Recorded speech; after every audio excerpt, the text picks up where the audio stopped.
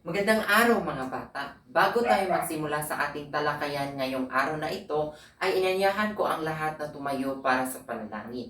Maaari mo bang pangunahan ang panalangin binibining makabanig?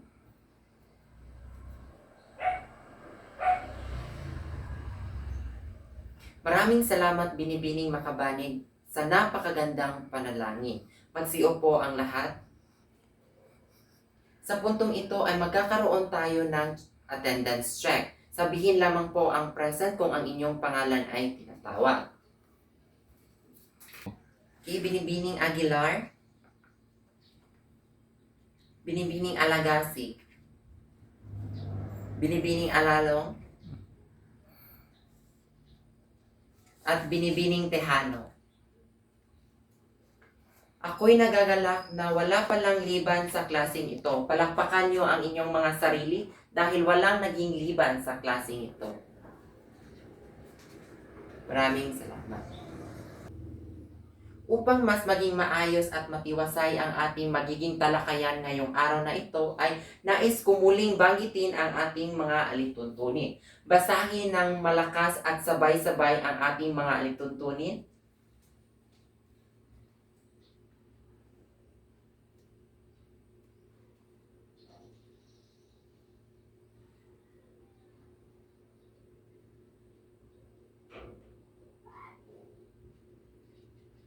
Yan, ang ating mga lituntunin ay una, makinig ng mabuti habang may nagsasalita.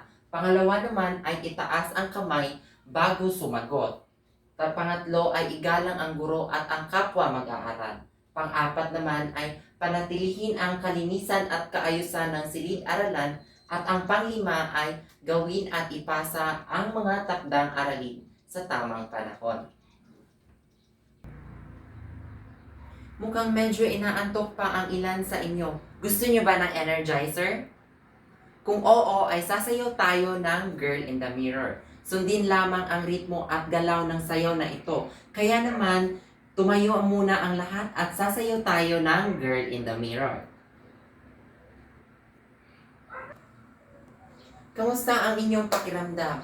Masigla na ba ang lahat?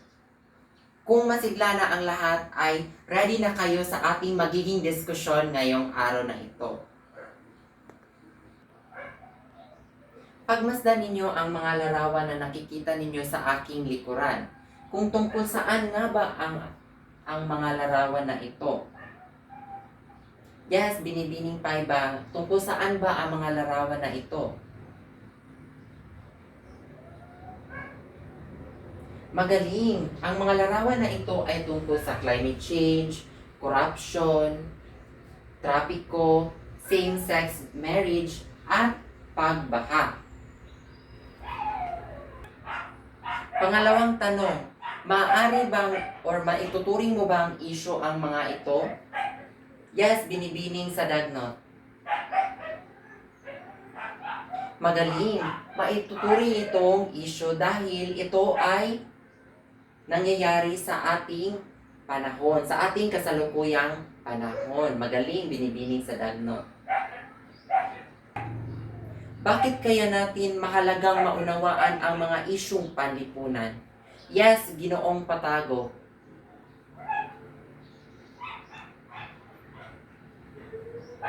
Magaling, tumpak ang iyong naging sagot. Maaring maging or mahalaga ang mga isyong panlipunan sapagkat ito ay magiging dahilan upang masolusyonan ang ating or ang isyong nangyayari sa ating kasalukuyang panahon. Maraming salamat, Ginoong Patago.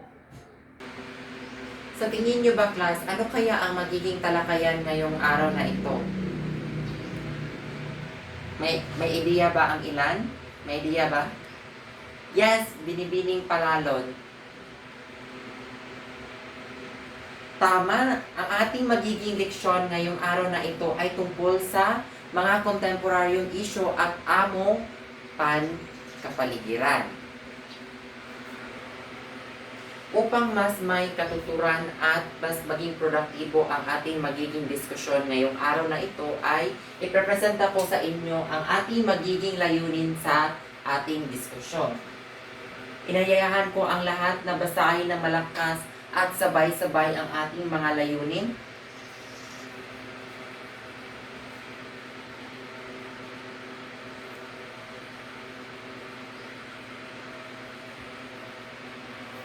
Para sa kalaman ay dapat maipapaliwanag ninyo ang konsepto ng kontemporaryong issue. Sa kasanayan naman ay matutukoy ninyo ang mga uri ng contemporary issue. Para sa kahalagahan naman ay dapat mailalahad ninyo ang kahalagahan ng pag-aaral ng contemporary issue. So, ang magiging diskusyon natin ay tungkol sa contemporary issue at hamong pangkapaligiran. So, ano nga ba ang konsepto ng contemporary issue? Maaari ko bang tawagin si Ginoong Bahar upang basahin kung ano nga ba ang konsepto ng contemporary issue?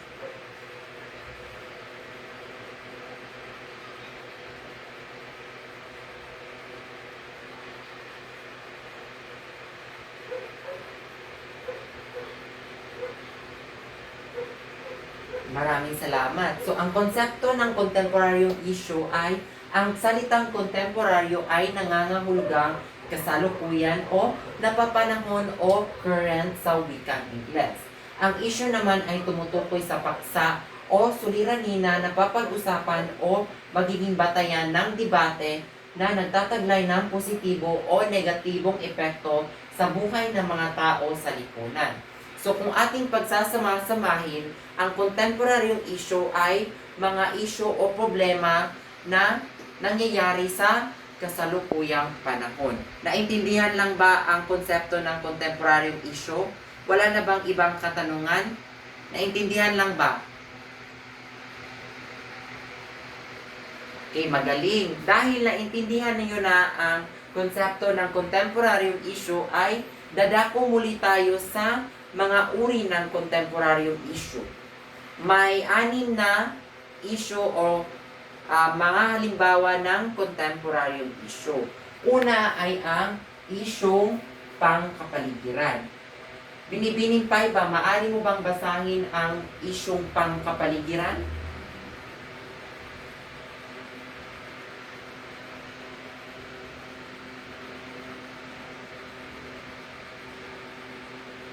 Magaling. Ito ay tumutukoy sa mga suliranin o usaping may kinalaman sa gawain ng tao na may hindi mabuting epekto sa ating kapaligiran. So, Ginoong Fontillas, maaari ka bang magbigay ng mga halimbawa ng mga isyong pangkapaligiran? Magaling. Ano pa? Ginoong Eroho, mukhang inaantok. Magaling. Ano pa? Binibining Montehar. Tama. Ilan lamang sa mga halimbawa nito ay ang deforestation, kung saan pinuputol ang mga kahoy upang maging resources o kasangkapan sa paggawa ng papel at iba pa. Ngayon ay dadako muli tayo sa isyong pang-ekonomiya. Ginoong Patagok, maaari mo bang basahin ang pangalawang issue?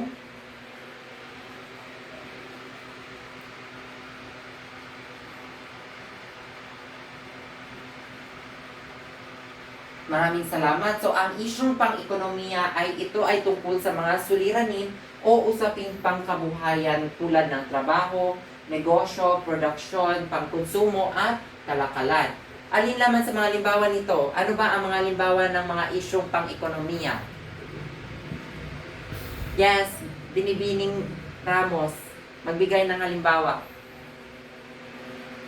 Magaling. Ano pa? Binibining Makabaning. Okay, magaling. Ano pa? Binibining Aguilar. O, ano pa? Binibining Alagasi. Mukhang daldal ka ng daldal dyan sa likod.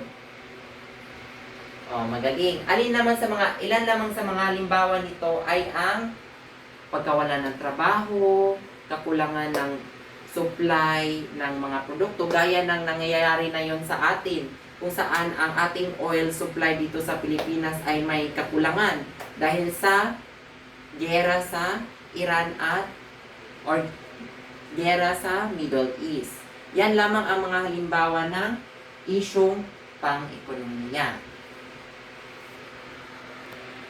Ngayon ay dadako muli tayo sa pangatlong issue ng contemporary issue. Ito ay ang isyong politikal at pangkapayapaan.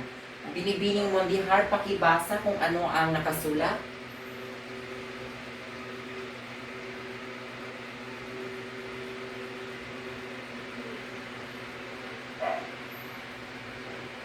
Maraming salamat. So, ang isyong politikal at pangkapayapaan ay ito ay ang mga contemporary issue na may kinalaman sa pamamaraan, pamamahala at aktibidad ng pamahalaan at ang pagpapanatili nito sa kapayapaan. So, alin naman or ano ba ang mga halimbawa ng mga isyong pangpolitikal at pangkapayapaan? Yes, Binibining Tejano. Madaling? Ano pa? Binibining Ke? Ano pa? Binibining Alalong? Maraming salamat. So, ilan sa mga halimbawa nito ay ang political dynasty kung saan ang pamilya lang ang may hawak sa isang probinsya o isang lalawigan. Gaya sa ating lugar dito sa Negros Oriental, ang ating gobernador, ang ating mayor dito sa Dumaguete, ang ating 2nd District Congresswoman ay hawak lamang ng isang pamilya. So, yan ang halimbawa ng political dynasty. Ano pa? Corruption, kung saan ninakawan ang kaba ng bayan. Ano pa ba? Giyera sa Middle East at saka sa US, iyan lamang sa halimbawa yan ng isyong politikal at pangkapayapaan. May katanungan pa ba? Naintindihan lang ba ang isyong politikal at pangkapayapaan? Wala na bang ibang tanong dyan? Okay, magaling. Ngayon ay dadako muli tayo sa ika-4 na uri ng contemporary issue. Ito ay ang isyong pangkalusugan. So, Ginoong Fontillas, maaari mo bang basahin ang nakasulat?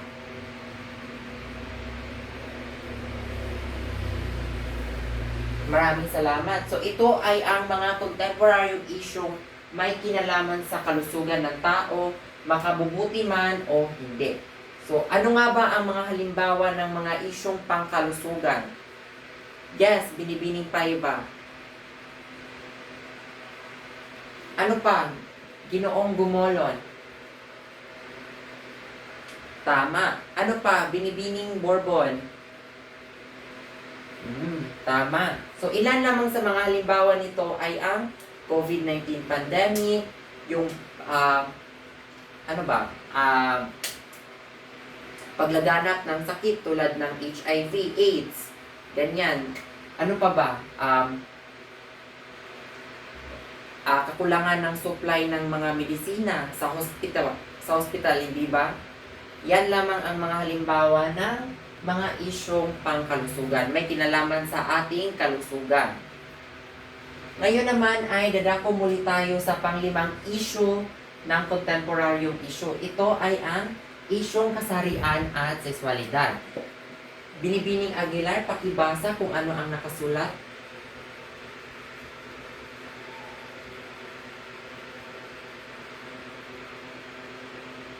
Maraming salamat. So, ang isyong pangkasarian at sexualidad ay ito ay isang uri ng contemporary issue na may kinalaman sa gampanin, pananaw, katangiang biological at orientasyong sexual ng isang individual. Ano nga ba ang mga halimbawa ng isyong pangkasarian at sexualidad? Yes, Binibining Bourbon. Tama. Ano pa? Yes, Binibining Tejano. Ano pa? Binibining Kitoy.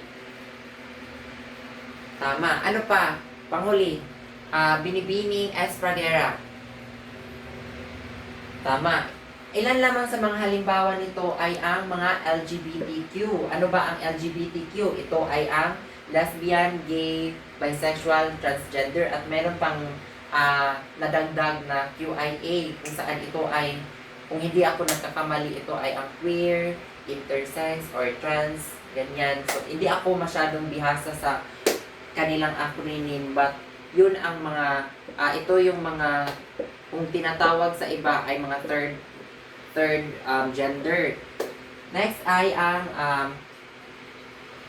same-sex marriage, kung saan ito ay hindi pa legal sa ating bansa. Kung sa ibang bansa magiging legal ito, but dito sa Pilipinas, since tayo ay isang Catholic or konserbatibong bansa, kung saan maraming or kung saan Katoliko ang sentro ng ating relihiyon dito sa bansa, ay ipinagbabawal ang same-sex marriage. Kaya napabilang ito sa uri ng contemporaryong issue dahil ito ay napapanahon at kasalukuyang nangyayari sa ating bansa. Tandaan, class, na ang contemporaryong issue, ito ay ang mga problemang nagaganap sa kasalukuyang panahon.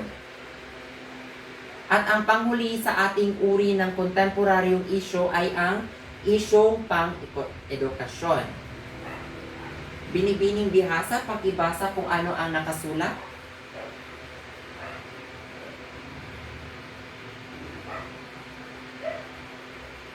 Tama. Ito ay ang isang uri ng contemporaryong issue kung saan ito ay problema o issue tungkol sa pamamalakad, kalidad, programa at sistema ng edukasyon. Ginoong Gumolon, magbigay ng halimbawa ng mga isyong pang-edukasyon. Magaling. Ano pa? Binibining Aguilar. Binibining Cadilinya. At panghuli, Binibining Kitoy. Magaling. Ilan naman sa mga halimbawa nito ay ang learning modalities noong tayo ay nasa COVID-19 pandemic, kung saan nagkakaroon tayo ng online class or modular distance learning, kung saan kumukuha tayo ng mga modules sa eskwelahan. Ano pa? Mga kakulangan sa sweldo ng mga teachers o kakulangan ng mga lisensyadong guro sa ating bansa. Yan ang isang halimbawa ng isyong pang-edukasyon, sapagkat wala na tayong guro na kwalipikadong magturo dito sa ating bansa. Kung meron mang education graduate dito sa ating bansa, ay pupunta naman sa abroad upang may malaking halaga o may malaking sweldo doon sa ibang bansa kumpara dito. Kaya may kakulangan tayo sa mga lisensyadong guro na kwalipikadong magturo dito sa DepEd. Kaya napabilang ang edukasyon sa mga isyong or mga uri ng contemporaryong issue. May tanungan pa ba tungkol sa contemporaryo or isyong pang-edukasyon? Ano nga ba uli ang 6 na uri ng contemporaryong issue? Ano nga ba? Bilang pagbabalik tanaw sa ating mga nagdaang diskusyon. Since kayo ay naintindihan nyo na, wala kayong mga tanong pa, bilang pagbabalik-aral natin, ano ba ang 6 na uri ng kontemporaryong issue? Una ay ang isyong pangkapaligiran. Pangalawa ay ang isyong pang-ekonomiya. Pangatlo ay mga isyong politikal at pangkapayapaan. Pang-ikaapat ay isyong pangkalusugan. Panglima ay ang, ano ang panglima? Panglima ay ang isyong pangkasarian at sexualidad. At panghuli ay ang isyong pang-edukasyon. Magaling mga bata. Sa nakikita ko ay naintindihan nyo lalo ang ating nagiging diskusyon ngayong araw na ito. May isa pa tayong diskusyon na ating tatalakayin, kung saan bakit kaya mahalaga o nararapat na pag-aralan natin ang contemporary issue. Bakit kaya natin dapat pag-aralan ang kontemporaryong issue. Yan ang ating magiging diskusyon sa ngayong araw na ito. So ngayon ay dadako muli tayo sa kahalagahan ng pag-aaral ng contemporary issue. So may 4 na dahilan kung bakit tayo dapat pag-aralan natin ang contemporary issue. Una ay ang pakibasa Ginoong Fontillas.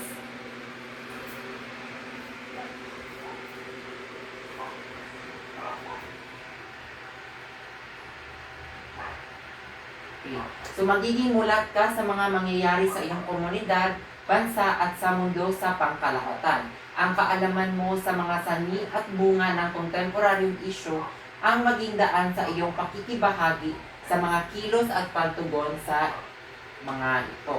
So magiging mulat. Ano ba ang mulat sa English? Magiging aware ka sa iyong nangyayari sa iyong komunidad, sa bansa at maging sa ibang lugar. At inihikayat din tayo na maging isang or maging bahagi ng solusyon, hindi maging bahagi sa problema. Naintindihan lang ba ang unang dahilan kung bakit tayo mag-aaral ng contemporary issue? Okay. Dadako tayo sa pangalawang dahilan kung bakit tayo mag-aaral ng contemporary issue. Yes, binibining alalong pakibasa.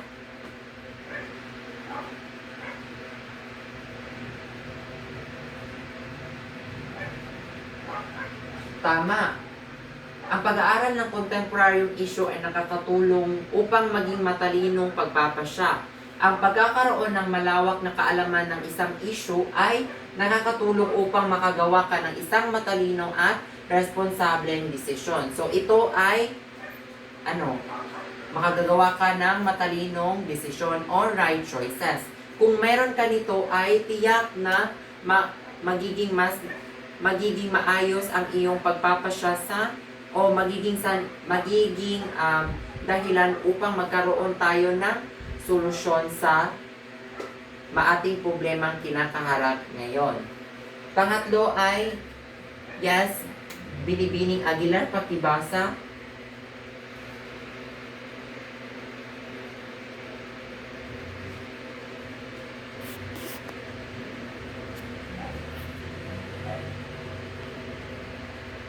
Tama. Ang contemporary issue ay nakapagbibigay ng suhestyon sa mga crucial na issue na kailangang mahanapan ng agarang solusyon at makatulong sa kalutasan ng mga nasabing suliranin. Mas lalong malilinan mo ang iyong mga kakayahan sa pag-iisip sa mga hakbangin, pagpaplano at pagpapatupad ng mga programang makalutas sa mga suliranin. So, sa pag-aaral ng contemporary issue ay makakaroon tayo ng pagpapatupad at makapagbibigay ng suhestyon o advice or suggestion upang masolusyonan ang contemporary issue na ating kinakaharap. Panghuli ay ang panghuli sa ating dahilan ng pag-aaral ng contemporary issue ay, yes, pakibasa Ginoong Gumolon.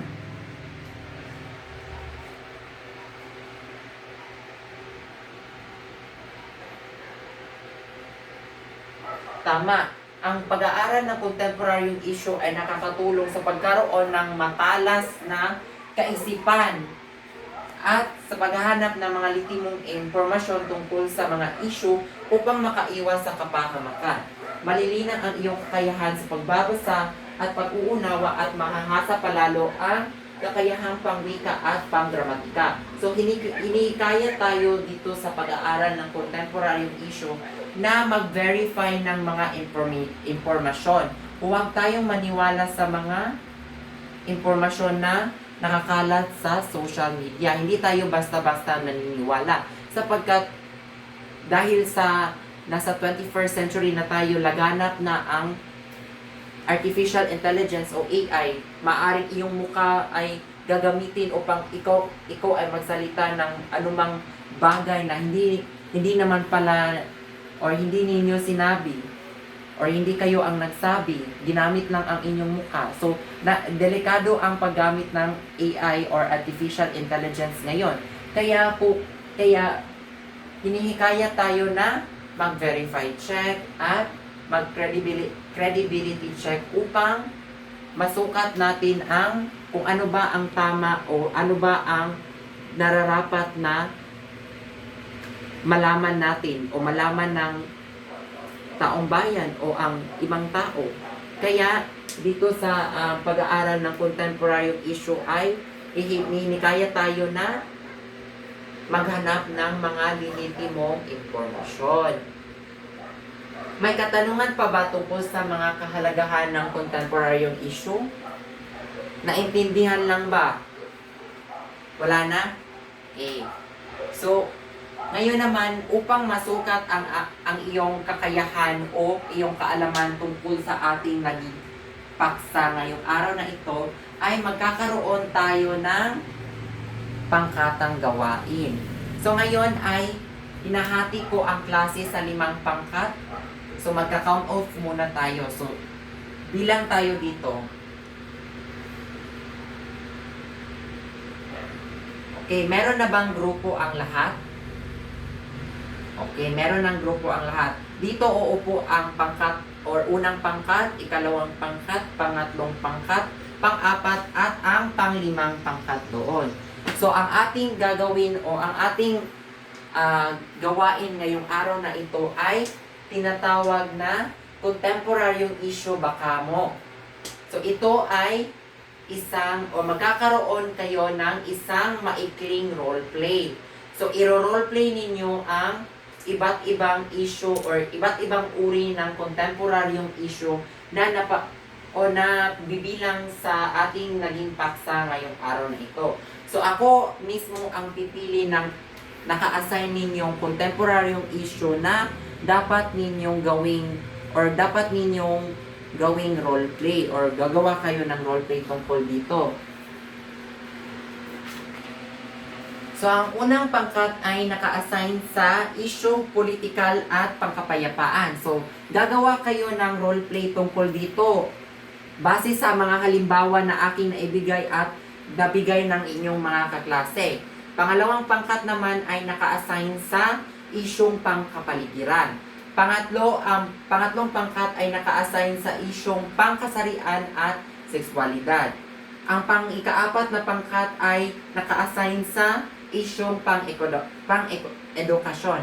At ang pang-5 pangkat naman ay naka-assign sa isyong pang-ekonomiya. So bago kayo magsimula sa inyong paggawa ng maikling roleplay ay i-prepare or ilalahad ko muna sa inyo ang mga pamantayan sa aking pagmamarka. Una ay nilalaman at kaangkupan ng paksa. Ito ay 10 puntos. Pagka malikhain sa inyong roleplay, ito ay 10 puntos din. Kooperasyon ng grupo, 10 puntos. At mensahe at pag-unawa sa isyu ay 10 puntos. At ang kabuuan nito ay 40 points o 40 na puntos. Maaari na kayo magsimula. Magaling mga bata, bigyan ninyo ng masigabong palakpakan ang inyong sarili dahil nagawa ninyo ng maayos ang inyong role play. Ngayon naman ay gagawa muli tayo ng panibagong gawain. Ito ay ang gawain na ito ay tinatawag na issue news reporter. So, ang gawain na ito ay magiging newscaster kayo sa araw na ito. So, ngayon ay magkakaroon kayo ng isang creative performance. So, ito ay ang issue news reporter. So, magiging news reporter kayo. So, ipaliwanag ninyo or gagawa kayo ng script at iro-roleplay ninyo o imagine niyo kung ano kayo or kung napapanood niyo ang TV Patrol o ano ba ang setup ng pag-news ka. So, Ganyan din ang aking makikita ngayon. So, dapat ipaliwanag ninyo ang mga naka-assign ninyong contemporaryong issue na aking ibibigay. So, meron kayong 4 hanggang 5 minuto upang buuin ang creative performance na ito. So, bago tayo magsimula ay mag-count off muna tayo again.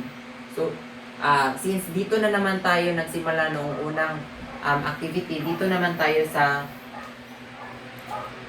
side na ito. So, bilang isa. Meron na bang grupo ang lahat? Dito po ang group 1, group 2, group 3, group 4, at group 5. Okay, so ang group 1 ay naka-assign again sa isyong political at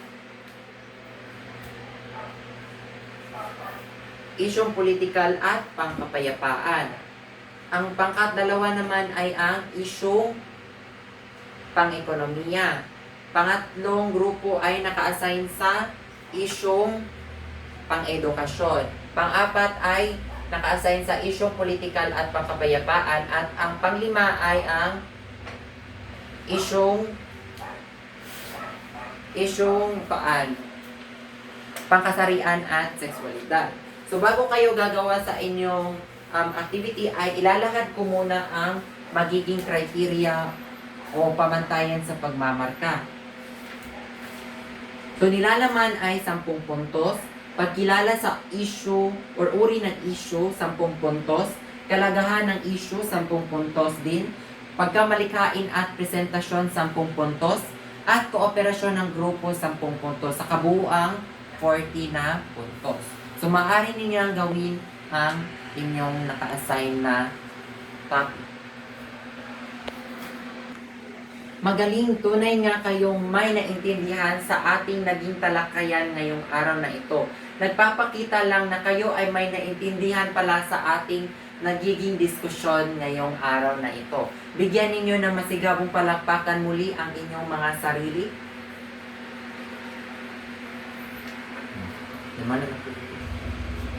Upang mas maging malawak ang inyong kaalaman sa ating naging paksa ngayong araw na ito ay kumuha muna ng isang buong papel. So, ang ating gawain ay tinatawag na 3-2-1 reflection challenge. So, ito ang magiging gawain ninyo. So, susulat kayo ng 3 bagay na inyong natutunan tungkol sa ating naging paksa ngayong araw na ito. At magbibigay kayo ng 2 uri ng contemporaryong issue na sa tingin ninyo ay mahalaga at dapat unahin solusyonan ng ating bansa. Una naman ay ang isang dahilan kung bakit ito nararapat na maaksyonan kaagad. So, bibigyan ko kayo ng 5 minuto upang tapusin ang gawain na ito at maaari na kayong magsimula. Pakipasa lahat ang mga reflection challenge ninyo sa harapan.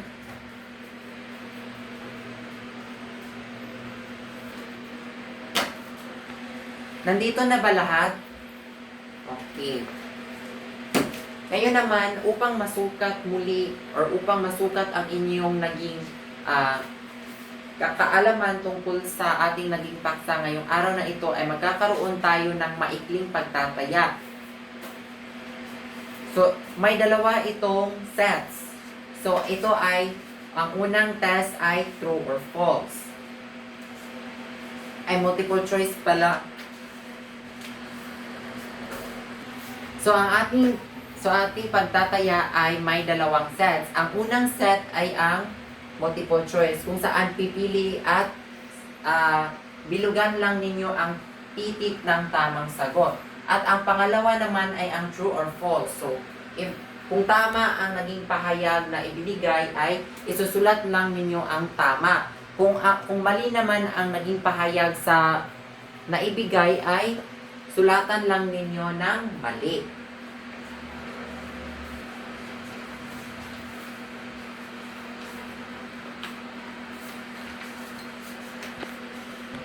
Pakipasa lahat ang mga answer sheet sa harapan. Okay, nandito na ba lahat ang mga answer sheets? Wala na ba? Okay. Para sa inyong takdang aralin ang inyong takdang aralin ay tinatawag na suri komunidad. So alamin at suriin ninyo ang mga uri ng contemporary issue na nangyayari sa inyong komunidad. So, gumawa kayo ng talahanayan o table na may tiglilimang halimbawa bawat uri ng contemporary issue. So, halimbawa, ang contemporary or isyong pangkapaligiran, magbigay kayo ng 5 halimbawa. Isyong pang-ekonomiya din, magbigay kayo ng 5 halimbawa. At hanggang isyong pang-edukasyon. Ibibigay ninyo yan at ipapasa sa susunod na pagkikita. Inaasahan na iprepresenta ninyo ito sa harapan. May iba pa bang katanungan tungkol sa inyong takdang aralin? Meron pa ba? O sa ating naging talakayan na pala? Kung meron ba? O naintindihan lang ba? Okay, paalam at salamat mga bata. Okay. Ipapasa niyo na sa pagkikita natin, sa muli natin pagkikita. Maraming salamat.